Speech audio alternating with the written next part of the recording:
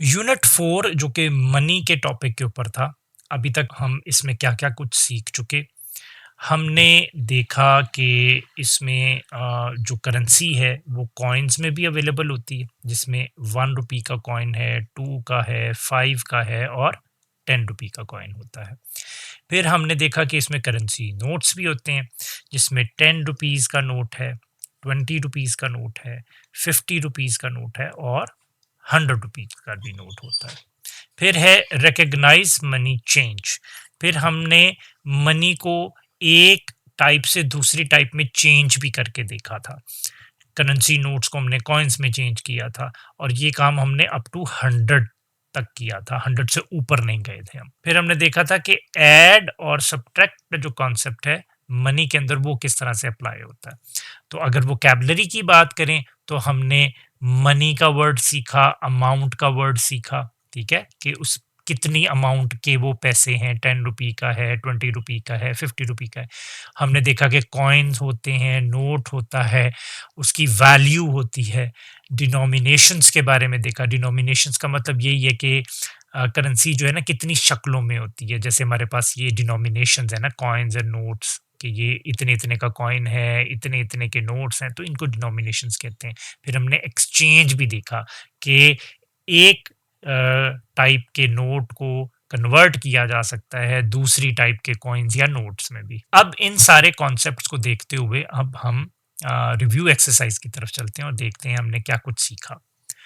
यहाँ पे क्या लिखा हुआ जी, कंप्लीट द फॉलोइंग। ये 5 रुपी का एक कॉइन है और ये 1 रुपी के 5 कॉइन्स हैं। So 5 rupee coin is equal to 5 1 rupee coins. ठीक हो गया। नेक्स्ट ये देखो, ये एक्सचेंज हुआ। 50 रुपीज को 5 10 रुपी के नोट में कन्वर्ट कर दिया गया, एक्सचेंज कर दिया गया। तो 150 rupee note is equals to 5 10 rupee notes. इस क्वेश्चन को देखते हैं। Tick the group with the correct amount. तो जिसमें सही अमाउंट लिखी गई है उस ग्रुप को हमने टिक करना है। जैसे कि अब हमने देखना है कि नीचे ये 3 ग्रुप्स हैं ना, तो देखना है 30 रुपीज किसमें। इसमें काउंट करते हैं।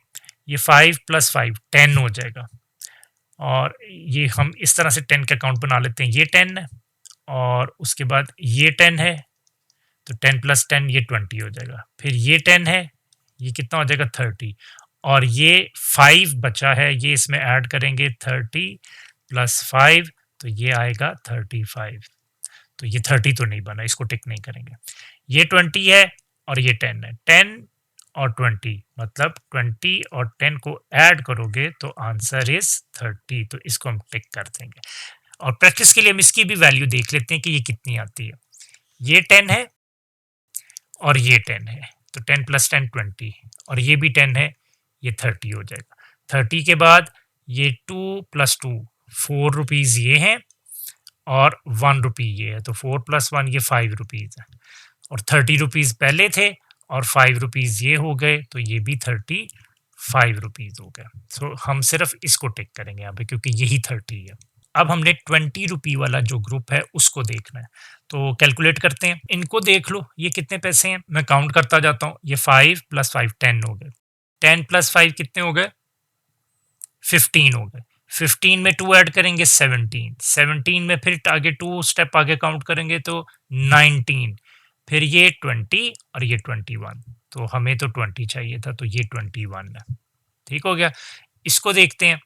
ये 10 + 5 कितना हो जाएगा, 15, 15 से आगे 2 स्टेप 17, 17 से आगे फिर 2 स्टेप 18 और 19 हो गया। ठीक है, फिर 19 से आगे एक स्टेप और 20, सो ये 20 के ही इक्वल है। और इनको भी काउंट करो। 2 + 2 4, 4 में 2 ऐड करेंगे तो 6, 6 में 2 ऐड करेंगे तो 8, फिर ये 10 12, ये 14, ये 16, अब 1 रुपी ऐड करेंगे 17 18 19 और 20, तो ये भी 20 रुपीज हैं। ठीक है, सो इसको भी टिक करेंगे हम और इसको भी टिक करेंगे हम। स्टेटमेंट को देखो। Count and right the correct amount. अब हमने इसकी अमाउंट जो टोटल बनती है ना ऐड करके वो यहाँ पे लिखनी है। ये 50 रुपीज, इसमें 10 ऐड करो, 10 में काउंट कर लो अपना, 3 नोट्स हैं, 3 टेंस इसमें ऐड करने हैं। सो 50, 60, 70, 80। सो यहाँ पर अब लिखेंगे 80। इसको अब काउंट करते हैं। ये है 20 रुपीज़, इसमें 5 ऐड करेंगे तो 25 आ जाएगा। ये ऊपर वाला 25 हो गया। फिर आगे 2 काउंट करने हैं, 2 स्टेप्स, 26, 27, 27 हो गया। फिर 2 स्टेप काउंट करो, 28, 29, ये 29 हो गया। फिर 2 स्टेप्स काउंट करो, 30, 31, फिर 2 स्टेप्स, 32, 33। सो ये कितना हुआ?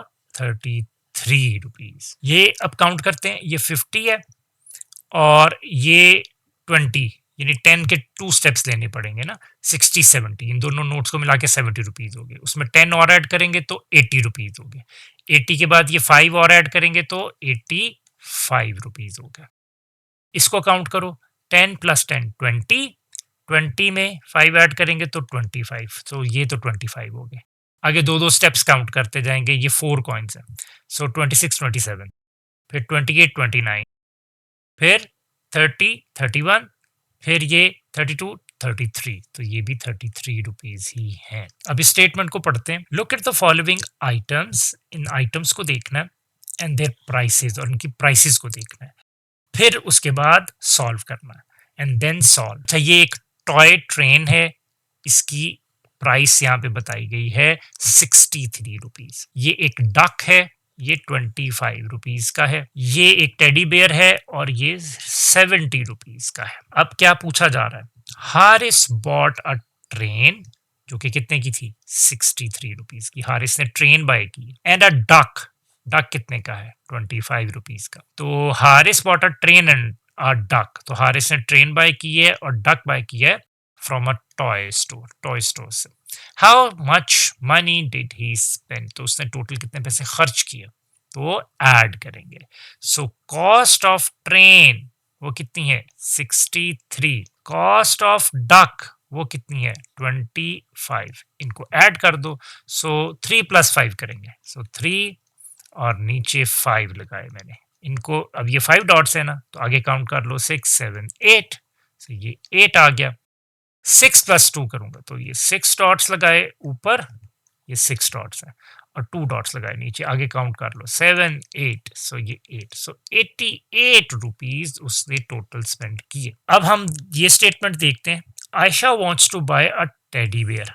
आयशा बाय करना चाहती है टेडी बेयर, जो कि कितने का है? 70 रुपीज का है। यहाँ पे लिख लेते हैं। शी हैज रुपीज 50, लेकिन उसके पास कितने पैसे हैं? 50 rupees. How much more money does she need, तो उसको और कितने पैसे चाहिए? तो हाउ मच मोर में हम सब्ट्रैक्ट करेंगे। यहाँ पर देखो क्या लिखा हुआ है, cost of the teddy bear. Teddy bear की जो प्राइस है वो हम यहाँ पे लिख देंगे 70 रुपीज। आयशा के पास जो पैसे हैं, आयशा हैज 50 रुपीज, वो यहाँ लिखेंगे। अब इसको सिंपली सब्ट्रैक्ट कर लो। सो 0 में से 0 सब्ट्रैक्ट किया तो आंसर 0। 7 में से 5, सो 7 डॉट्स लगाता हूँ, 1, 2, 3, 4, 5, 6, 7। तो ये 5 डॉट्स मैंने यहाँ पे कट कर दिए।